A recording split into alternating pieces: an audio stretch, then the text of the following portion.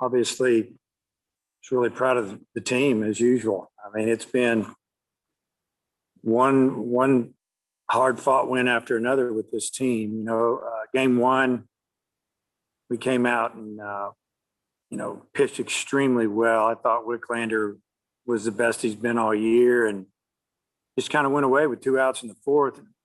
Third time through the lineup, so we pulled him. Monk came in and got a really big strikeout, kept it 5-0, and then we tacked on a few runs, kind of put that game away. And obviously A&M, once we got a pretty good lead, they pitched some of their younger guys that hadn't pitched much in league play, and we knew the second game was going to be tight.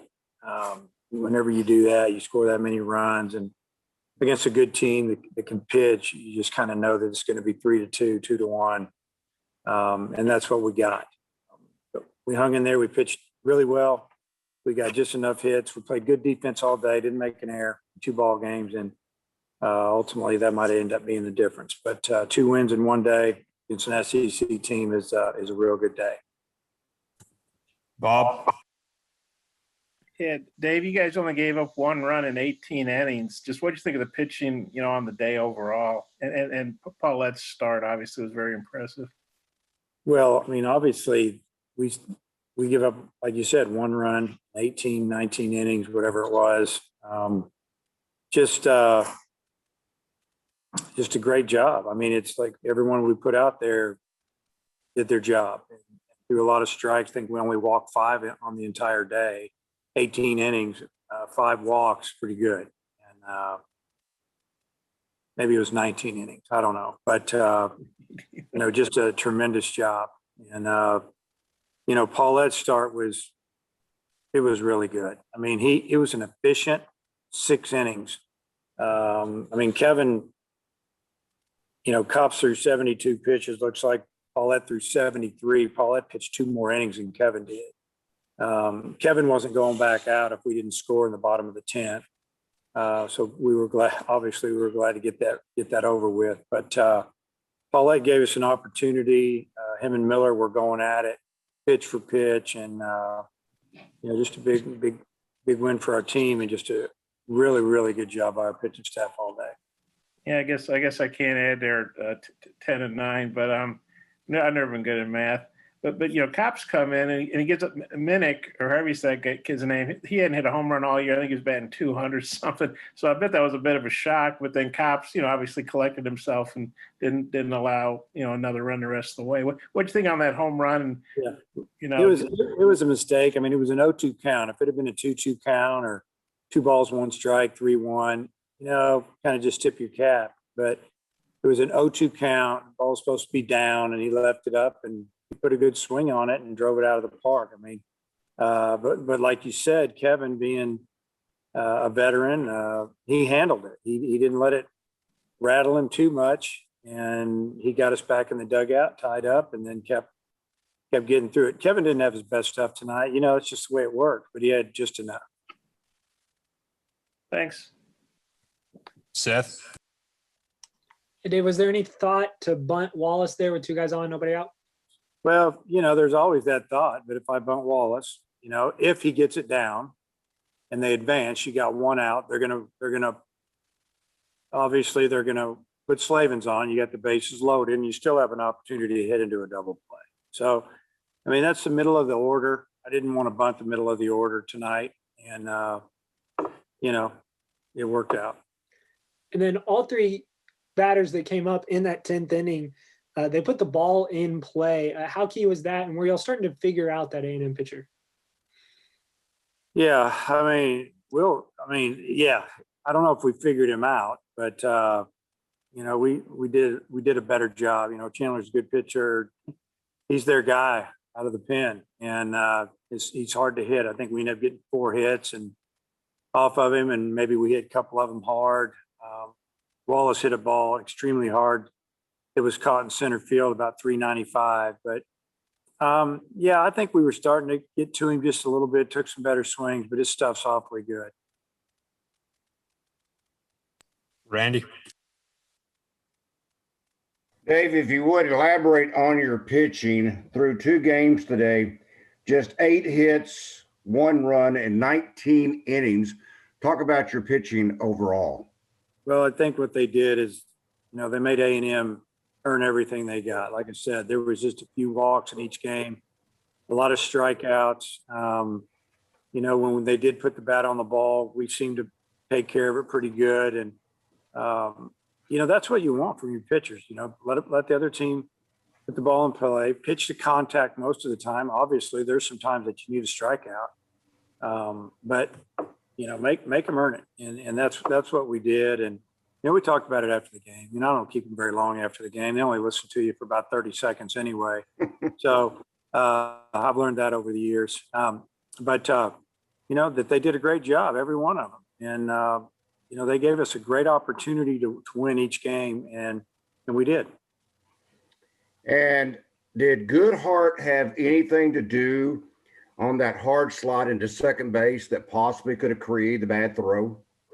I think he did hustle into the second base. We did talk about that, but he did everything right. He stayed down and he slid, into the bag, straight into the base. I think Wallace, they knew how fast he was. When he gets out of the box and he's underway, he can go.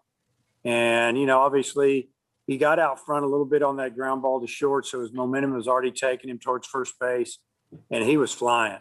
And I think the second baseman knew that he had to hurry. What is Wallace's best time in the 40? I think he ran like a 3 flat from first base all the way out to the center field fence. Yeah, to get chased, but that was good for him. I don't know what his 40 time is. His 60 time, baseball uses 60. He's about a 6'5", 60 guy, which is really good, especially when you're as big as he is.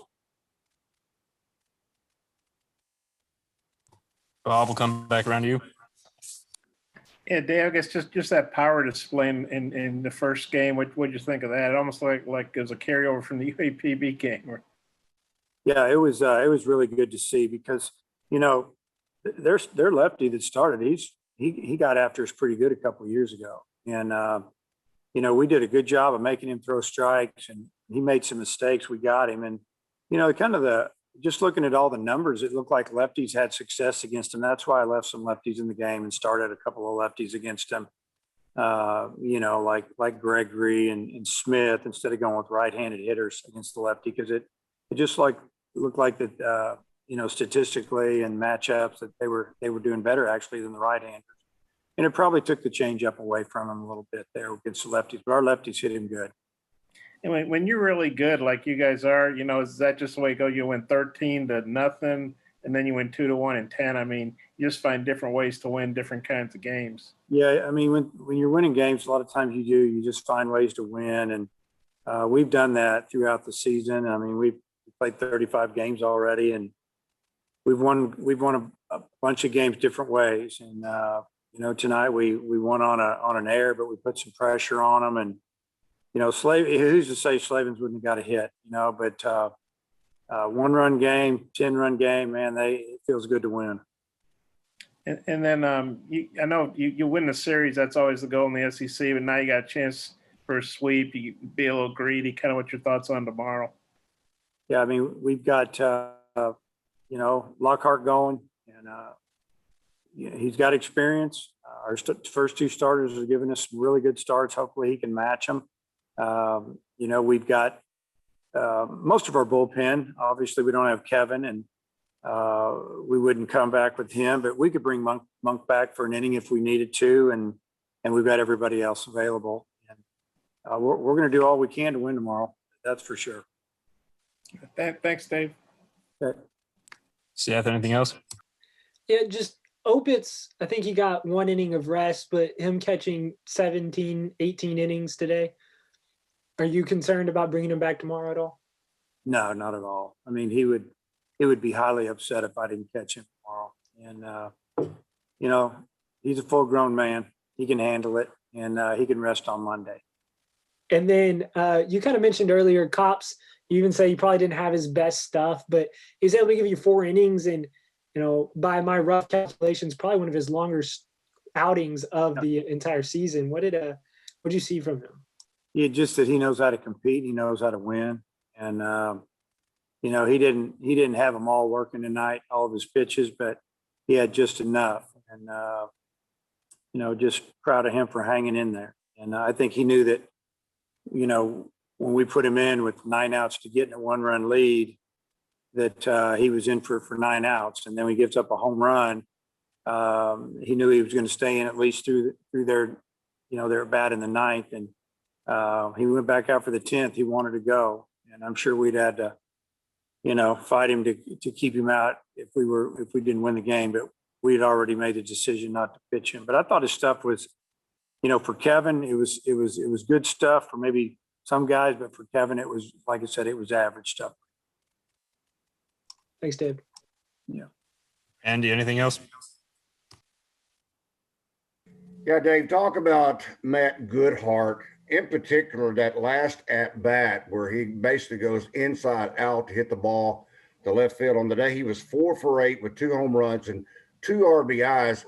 I mean, he looked like a pro at times up there at the bat battling the A&M pitchers. Yeah, Matt, when he gets hot, he can hit with anybody in the league. And he wasn't just trying to unload and hit one out of there and end the game. He knew what type of pitcher he was facing, a tough lefty against a left-handed hitter. And he just wanted to get a base hit, and that's what he did. He just stayed inside the baseball and drove it.